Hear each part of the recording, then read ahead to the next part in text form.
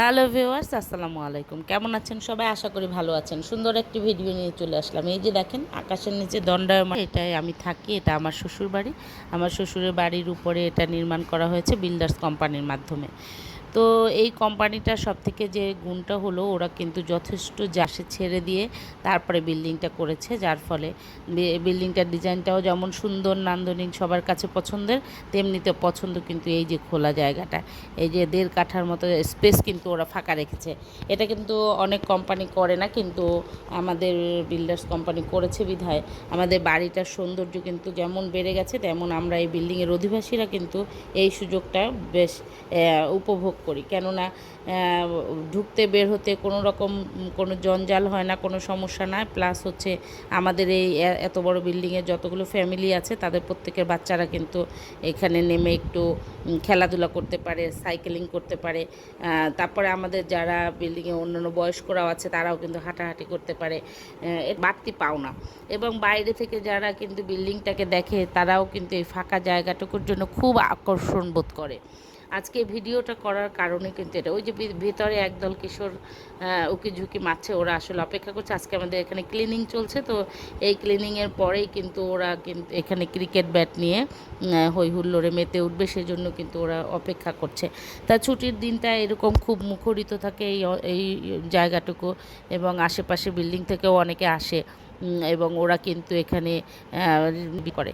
তো এই আগে কিন্তু যথেষ্ট ফাঁকা ছিল এবং হলো অনেক ধরনের গাছ ছিল। আমার শাশুড়ি খুবই গাছ লাগাতে পছন্দ করেন, উনি অনেক ধরনের ফলের গাছ, ফুলের গাছ এখানে সাজিয়ে রেখেছিলেন, যেটা গল্প এখনও মানুষ করে, সবাই বলে গাছগুলোর জন্য অনেকে খুব দুঃখ করে। কিন্তু হচ্ছে তারপর আমরা আমাদের আবাসন ব্যবস্থার জন্য কিন্তু অনেকেই আমাদের পুরনো বাড়িকে ভেঙে এরকম নতুন সুন্দর নান্দনিক বাড়ি তৈরি করি। কিন্তু সাথে সাথে যদি আমরা শিশুদের বেড়ে ওঠার জন্য এতটুকু স্পেস ফাঁকা রাখতে পারি, সেটা কিন্তু ওদের জন্য একটা বাড়তি পাওনা। কেননা গ্রামের শিশুরা যেভাবে বেড়ে ওঠে, আমাদের ছেলেমেয়েরা কিন্তু সেই সুযোগটা পায় না। ওরা সেই দৌড়ঝাঁপ করার কোনো সুযোগই পায় না। তারা স্কুল, কলেজ, বাসা আর হলো কোচিং, তারপরে পড়াশোনা, পড়ার টেবিল, টিউটর এসব বাদ দিয়ে যেটুকু সময় পায় সেটুকু কিন্তু তারা ডিভাইসের দিকে মগ্ন থাকে। তাদের কিন্তু এদিক ওদিক তাকানোর কোনো সুযোগ থাকে না। তারা কিন্তু সবাই এই জন্যই ডিভাইসমুখী হয়। তো এই বিল্ডিংটার উল্টা পাশে যে হচ্ছে মোস্তফা কামাল স্টেডিয়াম, আমি সেটা আপনাদের একটু দেখাবো। সেখানে আজকে কিন্তু বাচ্চারা একটু জায়গা পেয়েছে, মানে ওরা কিন্তু আজকে ওখানে ঢোকার অনুমতি পেয়েছে। তো সেই জায়গাটায় আজকে আমি আপনাদের দেখাই কি পরিমাণে হুল্লোড় করছে ছেলেমেয়েরা।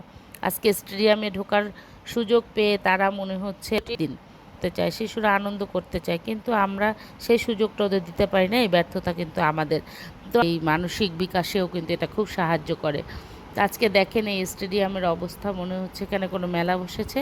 বাচ্চাদের কি পরিমাণে হুল্লোড়, এবং যেদিনই আসতে পারবে তারা কিন্তু একইভাবে হুল্লোড় করবে। এই যে যারা এখানে যেতে পারছে, তার সেসব যারা সুযোগটা পাচ্ছে তারা তো ঠিকই আনন্দ করছে। ঢাকা শহরের ছেলে মেয়েগুলো এভাবে বেড়ে উঠতে শারীরিক সেই শক্তি, সেই বৃদ্ধি নিয়ে কিন্তু ওরা বেড়ে উঠতে পারে না, কেননা ওরা দৌড়ঝাঁপ করার সে সময় পায় না। আর এতে করে প্রত্যেকটা শিশুর দেখা যায় চোখে চশমা, তারপরে হচ্ছে তাদের খাবারের অরুচি, তাদের মানে বিভিন্ন রকমের সমস্যা কিন্তু লেগেই থাকে এসব কারণে, কারণ তারা মূলত খেলাধুলা করতে পারে না। তো আমরা যেন সবাই এরকম একটি সুযোগ ওদের জন্য রাখি, এবং যারা নগর পরিকল্পনার সাথে আছেন তারাও যদি আমাদের এরকম একটু সুযোগ দেন তাহলে কিন্তু ভালোই হয়। তো আজকে এই পর্যন্ত, আবার দেখা হবে অন্য কিছু নিয়ে। ভিডিওটি লাগলে লাইক, কমেন্ট, শেয়ার করতে ভুলবেন না। ধন্যবাদ সকলকে।